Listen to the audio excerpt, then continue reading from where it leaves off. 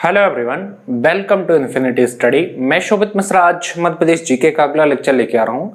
जैसा कि पिछले लेक्चर में हमने मध्य प्रदेश की भौगोलिक संरचनाओं के बारे में पूरी स्टडी किए थे, ठीक है ना।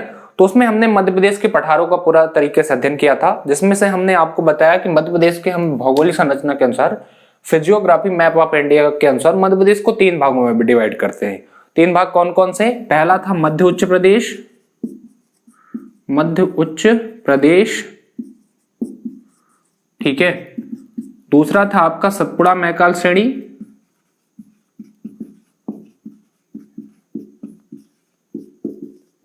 और तीसरा था पूर्वी पठार, जिसे हम बघेलखंड का पठार यहां पर भी कहते हैं, ठीक है, बघेलखंड का पठार।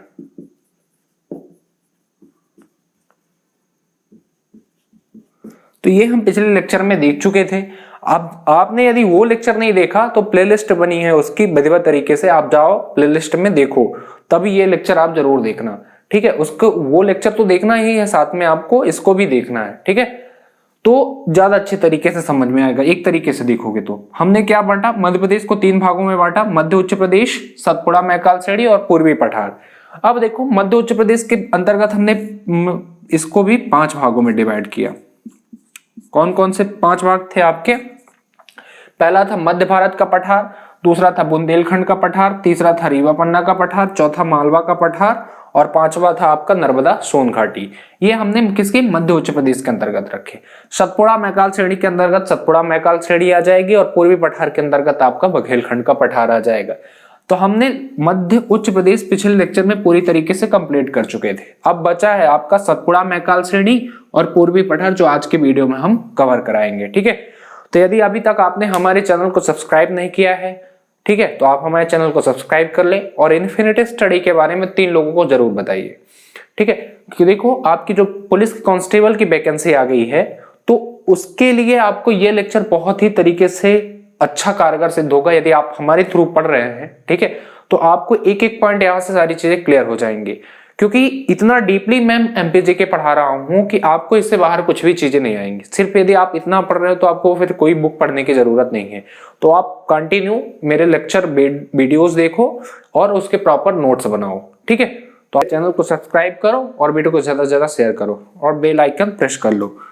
तो आइए स्टार्ट करते हैं। सबसे पहले आज हम पढ़ते हैं क्या? सतपुड़ा मैकाल श्रेणी, पर्वत के पठार, जो हम पहाड़ आपके पठार पढ़ा रहे थे, ठीक है।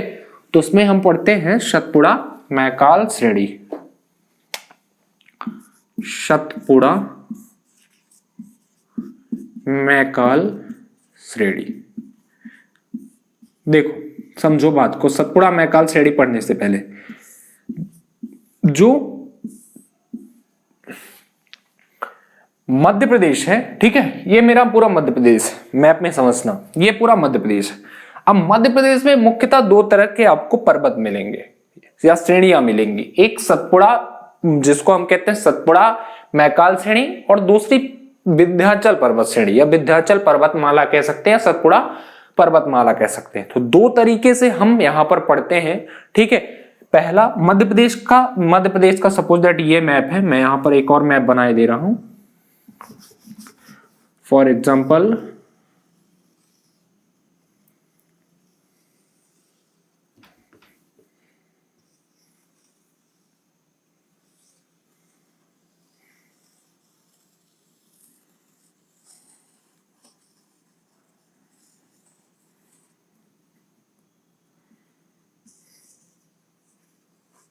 ठीक है, यहां समझो, ये मध्य प्रदेश का एक और मैप।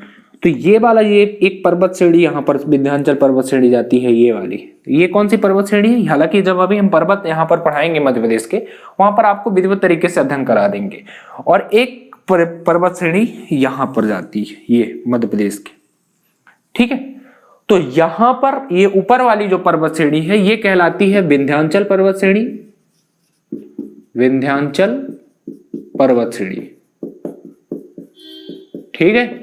और ये जो नीचे वाली पर्वत श्रेणी है, ये आपकी कहलाती है सतपुड़ा मैकाल श्रेणी, सतपुड़ा मैकाल श्रेणी, ठीक है। और इसी के दोनों के बीच से एक नदी बहती है जिसका नाम है नर्मदा।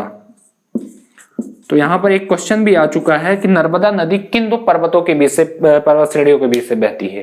ठीक है, तो कौन कौन सी, विंध्याचल पर्वत श्रेणी और सतपुड़ा मैकाल पर्वत श्रेणी, ये चीजें ध्यान रखना, इसके बीच से निकलती है। अब रही बात सतपुड़ा मैकाल श्रेणी हम यहाँ पर पढ़ रहे हैं। तो देखो विंध्याचल को भी हम 3 भागों में डिवाइड करके पढ़ते हैं, ठीक है, तो और सतपुड़ा को भी 3 भागों में डिवाइड करके पढ़ते हैं। तो ये वाला जो इतना वाला भाग है, इसका सिर्फ इतना वाला भाग है, ये आपका कहलाता है राजपीपला की पहाड़ी। कौन सी? राजपीपला।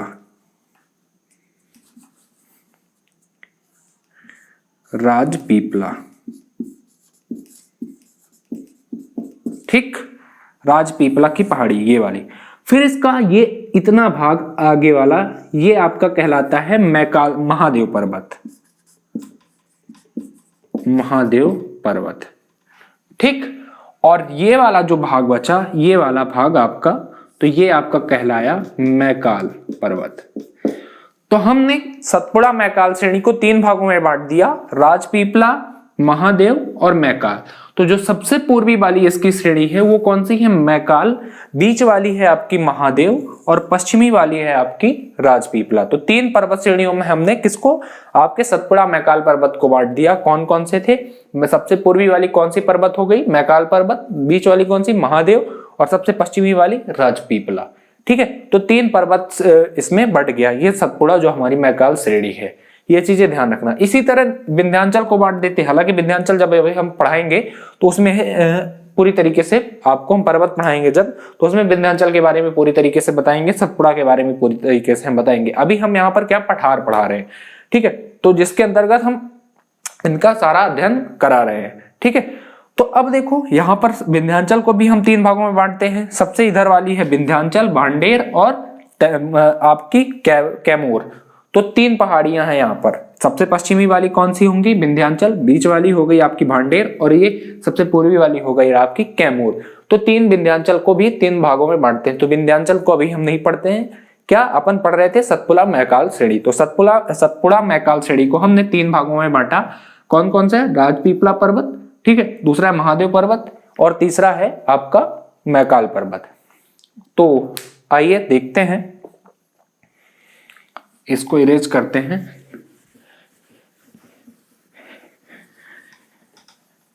सतपुड़ा मैकाल पर्वत श्रेणी को हमने कितने भागों में डिवाइड किया? 3 भागों में। कौन कौन से थे वो? आपका राजपीपला, सबसे पहले लिख लो राजपीपला, पीपला। तो क्वेश्चन ये पूछता है कभी कभी कि सतपुड़ा मैकाल श्रेणी की सबसे पश्चिमी जो पर्वत श्रेणी है, पर्वत है, वो कौन सा है? तो आपको सीधे लगा देना आपका कौन सा? राजपीपला। ये है सबसे पश्चिमी, ठीक है, सबसे पश्चिमी पर्वत श्रृंखला। इसके बाद दूसरा है जो मध्य वाला है, वो कौन सा है आपका? महादेव। ये है मध्य वाला। और आपका मैकाल पर्वत श्रेणी सबसे पूर्वी।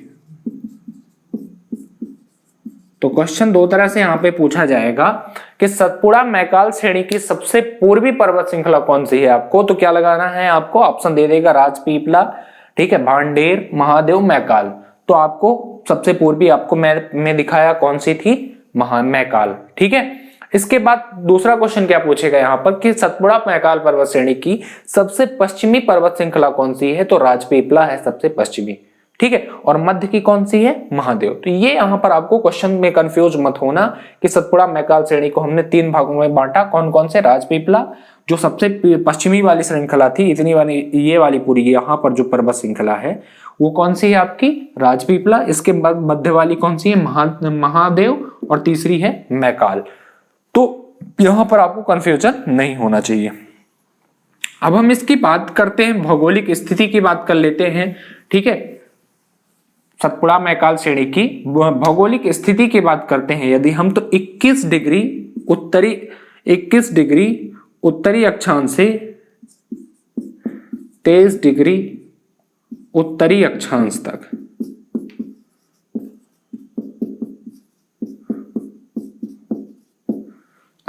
तक, ठीक है, एवं देशांतरी विस्तार इसका देखते हैं 74 डिग्री 30 मिनट, ठीक है, पूर्वी देशांतर से 81 डिग्री पूर्वी देशांतर तक। देखो क्या होता है अक्षांश और देशांतर, ये हमने पूरी जियोग्राफी वाले लेक्चर में विधिवत तरीके से समझाया है। आप और अच्छी तरीके से समझना चाहते हैं कि अक्षांशीय विस्तार और देशांतरी विस्तार क्या होता है, तो आप हमारे चैनल में प्लेलिस्ट में ज्योग्राफी का वीडियो डाला है, उसमें भौगोलिक स्थिति वाले में जाके पढ़ना हो, तो उसमें पूरी तरीके से हमने अक्षांश और देशांतर को समझा के रखा है। ठीक है, तो देखो देशांतरी विस्तार पहले समझ लो कहां से होता है, यहां थोड़ा सा समझ लो।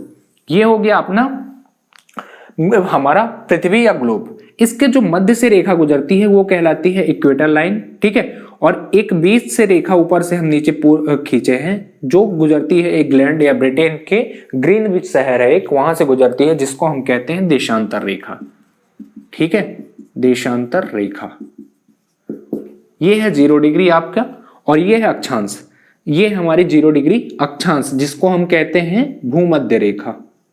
भूमध्य रेखा या इसे हम कहते हैं इक्वेटर लाइन इंग्लिश में कहते हैं। ठीक है, इसे हम कहते हैं लॉन्गिट्यूड, और इसको कहते हैं 0 डिग्री लैटिट्यूड भी कहते हैं, इक्वेटर लाइन भी कहते हैं, भूमध्य रेखा हिंदी में कहते हैं।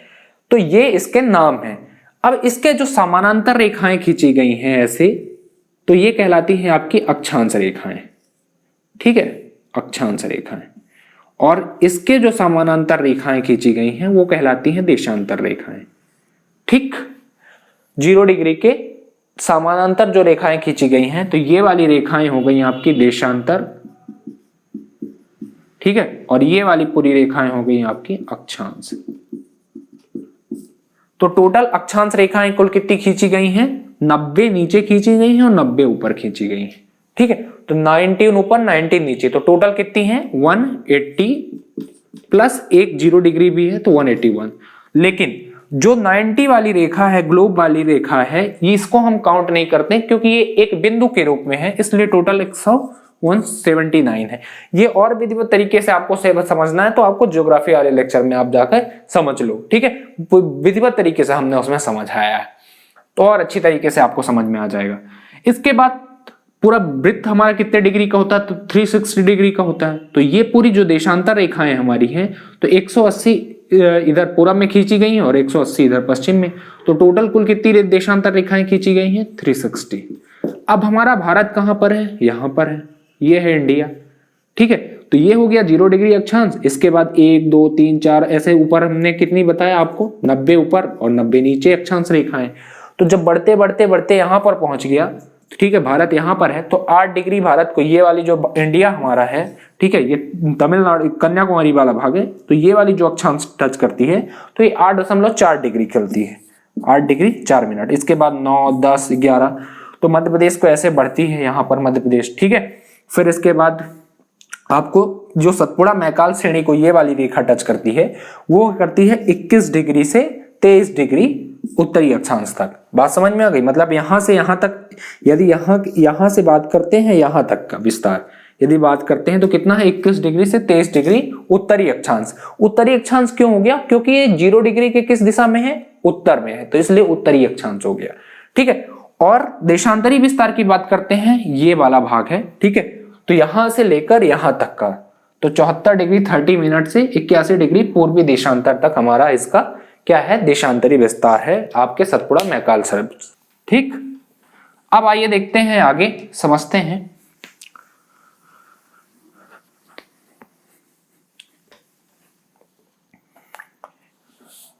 अब हम टोटल एरिया की बात करते हैं, यानी क्षेत्रफल की बात करते हैं। हम सतपुड़ा मैकाल पर्वत श्रेणी के हम क्षेत्रफल की बात करते हैं, तो टोटल इसका जो एरिया है 34,000 वर्ग किलोमीटर, 34,000 वर्ग किलोमीटर टोटल एरिया है। अब मतलब कि यदि हम सतपुड़ा मैकाल श्रेणी की टोटल एरिया की बात करते हैं, टोटल एरिया कितना है? 34,000 वर्ग किलोमीटर टोटल हमारे ये जो पूरा सतपुड़ा मैकाल पर्वत श्रेणी है, ये वाला भाग इतना। ठीक है, तो इसका टोटल क्षेत्रफल कितना है? 34,000 वर्ग किलोमीटर। कभी कभी तो ये जो पूरा मध्य प्रदेश है, मतलब हमारा ये जो पूरा मध्य प्रदेश है, उसका ओनली कितने परसेंट भाग है? 11% भाग है। तो कुल मध्य प्रदेश का, यानी टोटल मध्य प्रदेश का, कुल मध्य प्रदेश का 11% भाग किसका है? आपके सतपुड़ा मैकाल श्रेणी का। तो ये चीजें ध्यान रखना, क्वेश्चन यही पूछेगा कि कुल मध्य प्रदेश का कितने परसेंट भाग सतपुड़ा मैकाल पर्वत श्रेणी का है, तो 11% है। ठीक है, तो हमारा पूरा मध्य प्रदेश का कितने परसेंट सतपुड़ा मैकाल पर्वत श्रेणी है, 11%। और टोटल क्षेत्रफल कितना है, 34,000 वर्ग किलोमीटर है। अब देखो सतपुड़ा मैकाल पर्वत श्रेणी के अंतर्गत कौन कौन से जिले आते हैं, ये क्वेश्चन पूछता है। ये तो नहीं पूछेगा आपको कि कौन कौन से जिले आता है, तो पूछ लेगा कि सतपुड़ा मैकाल पर्वत श्रेणी के अंतर्गत निम्नलिखित में से कौन सा जिला नहीं आता है। या तो ये क्वेश्चन पूछ लेगा, या तो ये क्वेश्चन पूछेगा कि सतपुड़ा मैकाल पर्वत श्रेणी के अंतर्गत निम्नलिखित में से कौन सा जिला आता है। ठीक है, तो उसमें से 3 जिले ऐसे दे देगा जो नहीं आता है, और 1 जिले ऑप्शन में दे देगा जो सतपुड़ा मैकाल पर्वत श्रेणी के अंतर्गत आता है। ठीक, तो आप कंफ्यूज हो जाओगे क्योंकि आपको पता नहीं होगा। या तो ये पूछेगा कि निम्नलिखित में से कौन सतपुड़ा मैकाल पर्वत श्रेणी के अंतर्गत निम्नलिखित में से कौन सा जिला नहीं आता है, तो 3 ठो दे देगा जो आते हैं और 1 ऐसा दे देगा कि जो नहीं आता है। तो इसके लिए आपको विधिवत तरीके से जानना पड़ेगा। ठीक है, तो आइए देखते हैं कौन कौन से जिले हैं जो आते हैं इसके अंतर्गत, सतपुड़ा मैकाल पर्वत श्रेणी के अंतर्गत।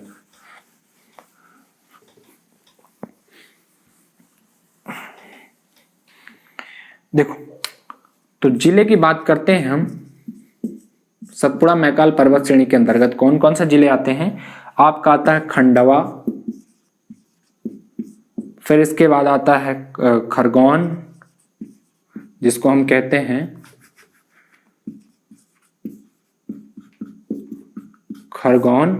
ठीक है, बड़वानी,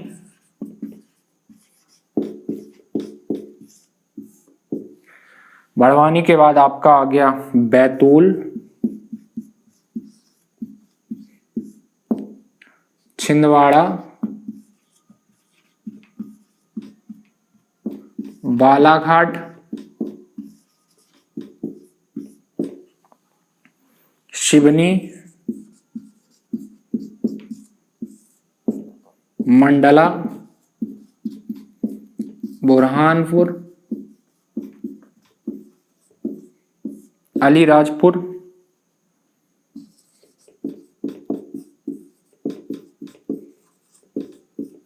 और हरदा। एक और आता है होशंगाबाद। ये इसके अंतर्गत जिले आते हैं। कौन कौन से, खंडवा हो गया आपका, खरगोन हो गया, बड़वानी हो गया, बैतूल हो गया, छिंदवाड़ा हो गया, बालाघाट हो गया, शिवनी हो गया, मंडला, बुरहानपुर, अलीराजपुर, हरदा और होशंगाबाद। तो जो सतपुड़ा मैकाल श्रेणी के अंतर्गत कितने जिले आते हैं टोटल, आपके टोटल आते हैं 9 जिले, सॉरी 9 नहीं 12 जिले आते हैं। हाँ, टोटल 12 जिले आते हैं। कौन कौन से, खंडवा हो गया, खरगोन हो गया, बड़वानी हो गया, बैतूल हो गया, छिंदवाड़ा हो गया, बालाघाट हो गया, शिवनी हो गया, मंडला हो गया, बुरहानपुर, अलीराजपुर, हरदा और होशंगाबाद। तो ये जिले आते हैं आपके जो सतपुड़ा आपका मैकाल पर्वत श्रेणी के अंतर्गत। ठीक है, अब हम इसकी बात करते हैं कि इनमें नदियां कौन कौन से इसके अंतर्गत बहती हैं। सतपुड़ा मैकाल पर्वत श्रेणी के अंतर्गत कौन कौन सी नदियां बहती हैं। ठीक है, तो सतपुड़ा मैकाल पर्वत श्रेणी के अंतर्गत मुख्यतः कौन सी नदी बहती है, नर्मदा, सोन और जोहिला। मुख्यतः 3 नदियां यहां से बहती हैं। ठीक है, कौन कौन सी आपकी, पहला है आपकी नदियां की बात करते हैं, नदियां। ठीक है, देखो नर्मदा की जितनी भी अधिकतर मैक्सिमम सहायक नदियां हैं ये यहीं से बहती हैं। ठीक है, सतपुड़ा मैकाल पर्वत श्रेणी के अंतर्गत नर्मदा, ताप्ती, वेनगंगा, शक्कर, वर्धा, ये प्रमुख नदियां हैं। ठीक है, जो आपके सतपुड़ा मैकाल पर्वत श्रेणी से होकर बहती हैं। कौन कौन सी, नर्मदा, ताप्ती, वेनगंगा, शक्कर और वर्धा। ये नदियां आपकी कहाँ हैं, कहाँ से बहती हैं, सतपुड़ा मैकाल पर्वत श्रेणी से। अब देखो यहाँ एक क्वेश्चन ये आता है कि वाटर शेड किसे कहा जाता है। एक क्वेश्चन ये पूछा जाता है कि मध्य प्रदेश में वाटर शेड किसे कहा जाता है। तो देखो सतपुड़ा मैकाल श्रेणी को ही वाटर शेड कहा जाता है। क्यों कहा जाता है, क्योंकि यहाँ पर बहुत सारी नदियों का उद्गम होता है। ठीक है, जिसके कारण इसे क्या कहते हैं, हम वाटर शेड कहते हैं। तो ये चीजें ध्यान रखना। क्वेश्चन ये पूछता है कि निम्नलिखित में से वाटर शेड किस क्षेत्र को कहा जाता है। Water shade. तो लिख लेना, सतपुड़ा मैकाल पर्वत श्रेणी को वाटर शेड कहा जाता है। क्यों कहा जाता है वाटर शेड? क्योंकि यहाँ पर मैक्सिमम नदियों का क्या होता है, उद्गम होता है, बहुत सारी नदियों का उद्गम होता है, जिसके कारण सतपुड़ा मैकाल श्रेणी को हम क्या कहते हैं, वाटर शेड कहते हैं। ठीक है, तो ये चीजें आपको क्लियर हो गई। इसके बाद हम कहते हैं, बात करते हैं इसके निर्माण की, बात करते हैं कि यहाँ पर निर्माण इसका कैसे हुआ है। तो इसका निर्माण हुआ है बेसाल्ट चट्टानों से। सतपुड़ा मैकाल पर्वत श्रेणी का निर्माण किससे हुआ है? बेसाल्ट चट्टानों से, बेसाल्ट चट्टानों से। ठीक है, बेसाल्ट चट्टानों से इसका निर्माण हुआ है। अब बात करते हैं इसमें थोड़ा सा कुछ फैक्ट की जानकारी देखते हैं हम लोग। सतपुड़ा मैकाल पर्वत श्रेणी के अंतर्गत हमने क्या पढ़ा? सतपुड़ा मैकाल पर्वत श्रेणी के अंतर्गत मैंने कितने भागों में बांटा इसको? 3 भागों में। सबसे पश्चिमी वाला पर्वत कौन सी श्रृंखला थी आपकी राजपीपला। मध्य वाली कौन सी थी आपकी? महादेव। और पूर्वी वाली कौन सी थी आपकी? मैकाल। ठीक है, मैकाल। तो ये 3 पर्वत के अंतर्गत। अब हम इसकी बात करते हैं महादेव पर्वत के अंतर्गत की बात करते हैं। तो जो मध्य प्रदेश की सबसे ऊंची चोटी है धूपगढ़, मध्य प्रदेश की सबसे ऊंची चोटी, मध्य प्रदेश की सबसे ऊंची चोटी, सबसे ऊंची चोटी धूपगढ़। कौन सी है? धूपगढ़। ठीक है, इसकी ऊंचाई कितनी है? 1350 मीटर। ठीक है, कहां आती है? महादेव पर्वत पर आती है। ठीक है,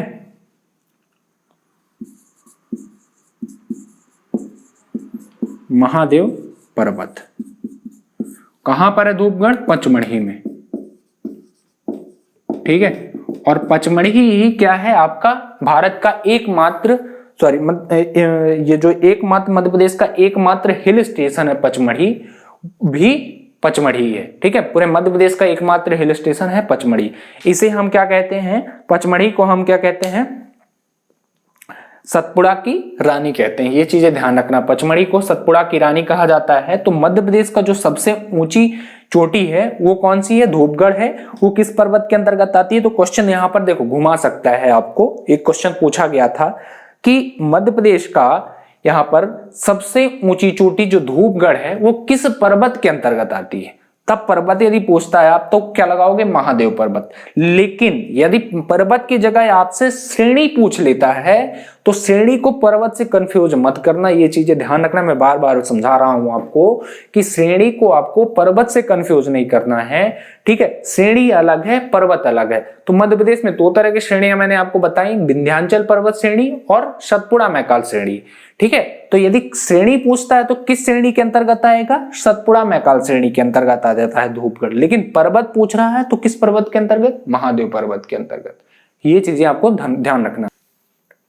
तो ठीक है, तो आपको श्रेणी को ध्यान रखना है कि महादेव पर्वत जो आपका ये मध्य प्रदेश की सबसे ऊंची चोटी है धूपगढ़। ठीक है, ये किस पर्वत के अंतर्गत आता है? महादेव पर्वत के अंतर्गत आता है। और कौन से श्रेणी में आता है? तो सतपुड़ा मैकाल श्रेणी पे आता है। कहाँ स्थित है? पचमढ़ी। और पचमढ़ी कहाँ पर है? होशंगाबाद पे। इसकी कुल ऊंचाई कितनी है? 1350। तो यहां से आपके 5-6 क्वेश्चन बन जाएंगे। कंफ्यूजन सबसे कहां पर होगा आपको? महादेव पर्वत। एक 2015 में शायद तक क्वेश्चन भी आया था SI के MPPSC के एग्जाम में आया था। मुझे अच्छी तरीके से याद तो नहीं आया किस एग्जाम में आया था, बट आया था कि लोगों ने मैक्सिमम महादेव पर्वत लगाया था। लेकिन वहां पर क्या पूछा था? श्रेणी पूछा था। ठीक है, तो ये चीजें ध्यान रखना, श्रेणी में आप कंफ्यूज मत करना पर्वत से। तो किस पर्वत के अंतर्गत यदि पूछता है तो महादेव पर्वत के अंतर्गत। और कौन से श्रेणी में पूछता है तब आपको क्या लगाना है? सतपुड़ा मैकाल श्रेणी के अंतर्गत।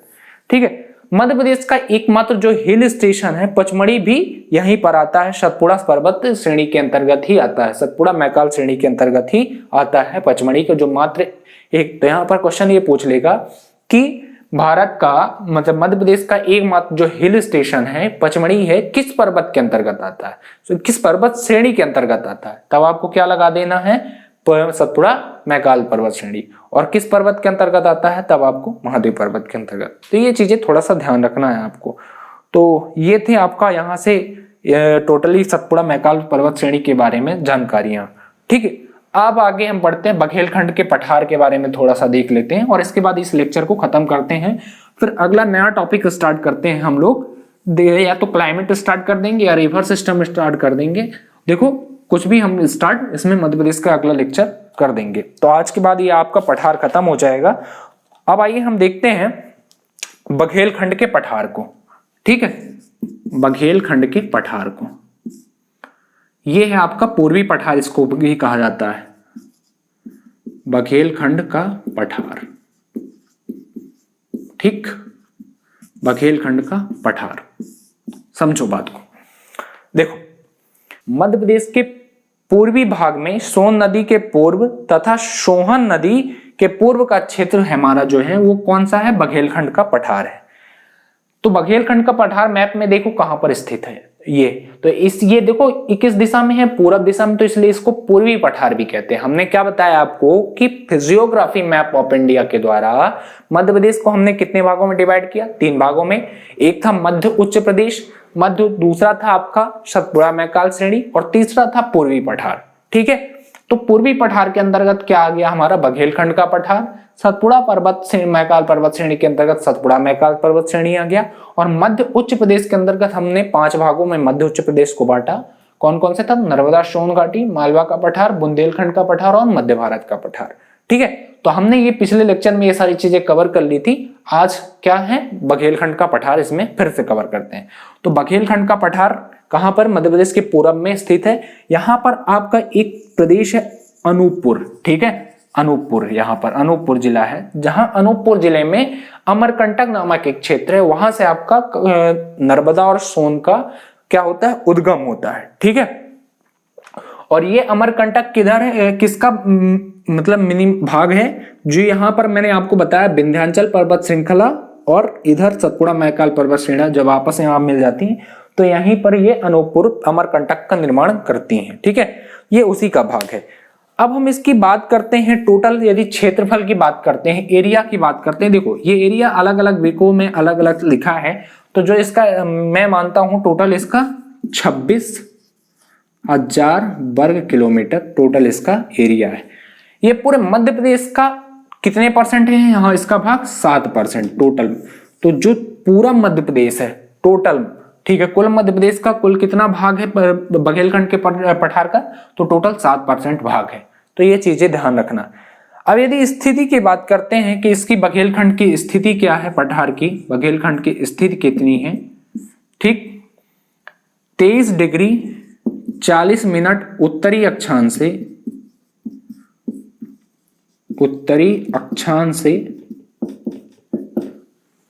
24 डिग्री 35 मिनट उत्तरी अक्षांश तक, ये अक्षांशीय विस्तार हो गया। ठीक है, अक्षांश तक। यदि बघेलखंड के पठार का कोई अक्षांशीय विस्तार पूछे तो क्या लगाओगे, 23 डिग्री 40 मिनट उत्तरी अक्षांश से लेकर 24 डिग्री 35 मिनट उत्तरी अक्षांश तक। देखो यहां से, ठीक है, मैंने आपको कहा ये वाला भाग है ये, ठीक है, तो ये क्या है 23 डिग्री आपका 40 मिनट उत्तरी अक्षांश, ठीक, और ये ऊपर बढ़ गया 24 हो गया। ठीक है, और यहां पर जब ये वाला जो खत्म हुआ ये वाला भाग हो गया तो ये आपका कौन सा हो गया 24 डिग्री 35 मिनट उत्तरी अक्षांश। तो मतलब कि यदि बघेलखंड के पठार का टोटली अक्षांशीय विस्तार पूछा जाए तो क्या लगाओगे 23 डिग्री 40 मिनट उत्तरी अक्षांश से 24 डिग्री 35 मिनट उत्तरी अक्षांश तक। अब यदि देशांतरी विस्तार पूछता है तो इसका देशांतरी विस्तार कितना है 80 डिग्री 05 मिनट पूर्वी देशांतर से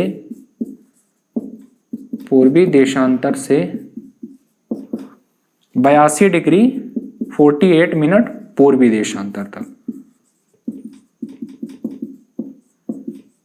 ठीक है, मतलब यहां से लेकर ये वाला जो भाग है, ठीक है, ये कौन सा है 80 डिग्री 40 मिनट, यहां लिखे देता हूं 80 डिग्री 5 मिनट पूर्वी देशांतर से, ठीक है, ये बढ़ता गया और ये वाला भाग आ गया तो ये हो गया आपका 82 डिग्री 48 मिनट पूर्वी देशांतर तक। ठीक है, तो ये आपका बघेलखंड का देशांतरी विस्तार हो गया। ठीक, ये चीजें ध्यान रखना। तो अक्षांशीय विस्तार कितना है 23 डिग्री 40 मिनट उत्तरी अक्षांश से लेकर 24 डिग्री 35 मिनट यानी 35 मिनट उत्तरी अक्षांश तक। देशांतरी विस्तार इसका कितना है 80 डिग्री 0.05 पूर्वी देशांतर से 82°48 पूर्वी देशांतर तक है इसका देशांतरी विस्तार। अब इसके जिले की बात करते हैं कि बघेलखंड पठार के अंतर्गत कौन कौन से जिले आते हैं। ठीक, जिला कौन कौन से जिले आते हैं। शहडोल हो गया आपका,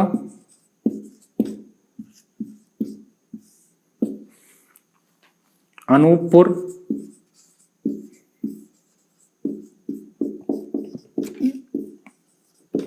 सीधी, सिंगरौली,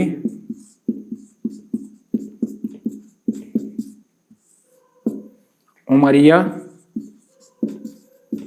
और कटनी में आपका तहसील टाइप की है मुड़वारा, मुड़वारा कटनी की, ये आती है आपकी किसके अंतर्गत, बघेलखंड पठार के अंतर्गत। शहडोल हो गया, अनूपपुर हो गया, सीधी जिला हो गया, सिगरौली हो गया, उमरिया हो गया और मुड़वारा तहसील कहाँ, कटनी में है। ठीक है, तो ये आपके बघेलखंड के पठार के अंतर्गत इतना भाग आता है। ठीक है, इतने जिले आते हैं। अब देखो नदियां की बात करते हैं कि यहां से बघेलखंड से कौन कौन सी नदियां प्रवाहित होती हैं। ठीक है, तो एक हो गया आपका कौन सी, नर्मदा, उद्गम स्थान कहाँ है आपके अनूपपुर जिले में जो अमरकंटक पठार है। ठीक है, नर्मदा हो गया, इसके बाद हो गया सोन, टोंस, जोहिला आदि। ठीक है, तो ये आपकी बघेलखंड पठार के अंतर्गत ये नदियां प्रवाहित होती हैं, नर्मदा, सोन, टोंस, जोहिला आदि। तो मुख्यतः यहां से 3 नदियां हैं, नर्मदा, सोन और जोहिला। इसके बाद हम यहाँ की मिट्टी की बात करते हैं। यहाँ पर कौन सी मिट्टी पाई जाती है, तो यहाँ पर बालुई और लाल मिट्टी पाई जाती है, यानी लाल बलुई मिट्टी पाई जाती है, लाल बलुई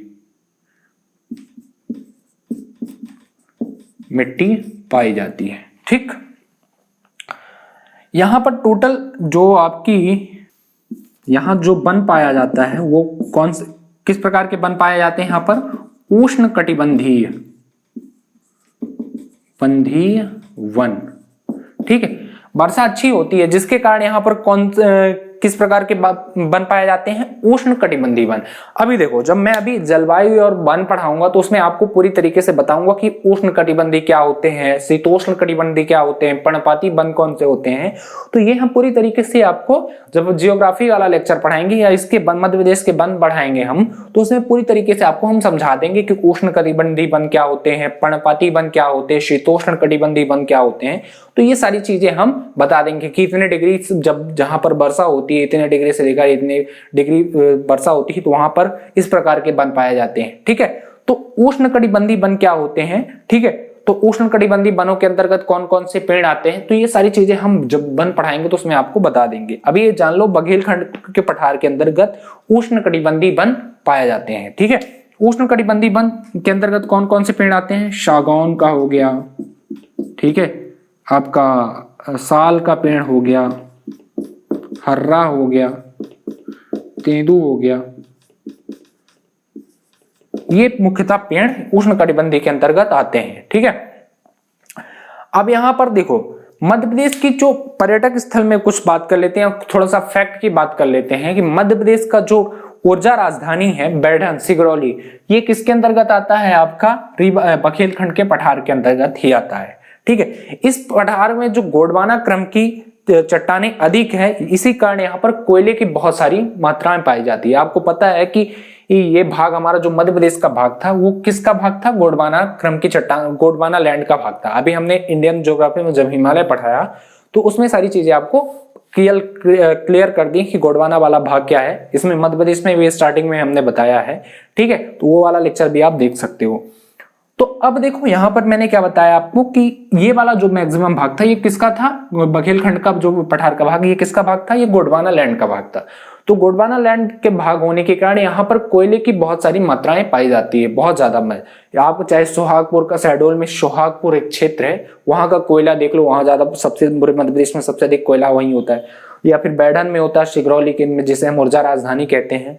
तो यहाँ भी कोयले की भरपूर मात्रा पाई जाती है बघेलखंड के पठार के अंतर्गत। किसके कारण? गोंडवाना लैंड के अधिकता के, गोंडवाना क्रम की चट्टान अधिक होने के कारण। ठीक है, यहाँ पर क्या है कि कोयला की मात्रा भी बहुत ज्यादा पाई जाती है।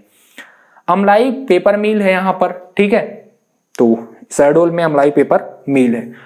तो ये बघेलखंड पठार के अंतर्गत मुख्यतः इतनी चीजें हमने जान लिया। अब यहां से आपका पठार वाला पूरी तरीके से भाग खत्म हो गया। यहां से कुछ भी चीजें ज्यादा, इससे ज्यादा कुछ भी नहीं पूछी जाएंगी। तो आपको बस क्या है, पिछला लेक्चर देखना है और साथ में इस लेक्चर को भी देखना है, और हमारे चैनल को सब्सक्राइब जरूर कर लेना है। वीडियो को शेयर कर सको तो कर सकते हो आप, लेकिन इन्फिनिटी स्टडी के बारे में आप 3 लोगों को जरूर बताओ। ठीक है, तो थैंक यू सो मच, मिलते हैं नेक्स्ट लेक्चर में। God bless you all.